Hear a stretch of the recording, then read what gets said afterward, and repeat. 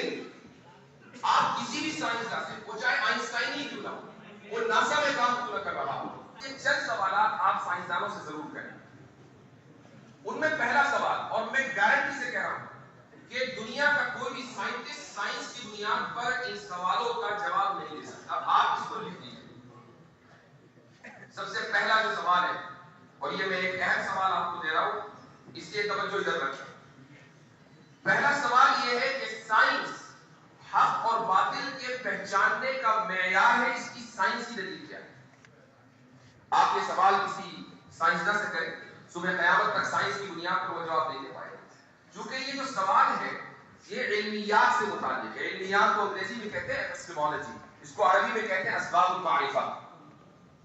تو یہ سوال آپ کو ایپسٹیمولوجسٹ بتائے گا کہ سائنس کسی علم کا پیمانہ ہے یا نہیں ہے۔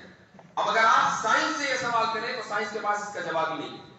یہ پہلا سوال ہے، آپ اگر اس کو لکھ لیں اور کسی بھی سائنٹسٹ سے یا کوئی بھی شخص جو سائنٹسٹک مائنڈ رکھتا ہو اس سے پوچھئے، صبح قیامت تک وہ اس کا جواب نہیں دے سکتا، یہ چیلنج ہے۔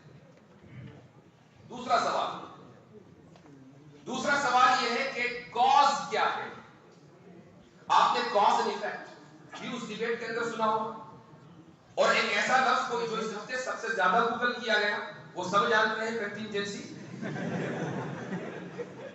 یعنی یہ لفظ چڑ بن گیا فوڈ ایڈوکیٹ صاحب،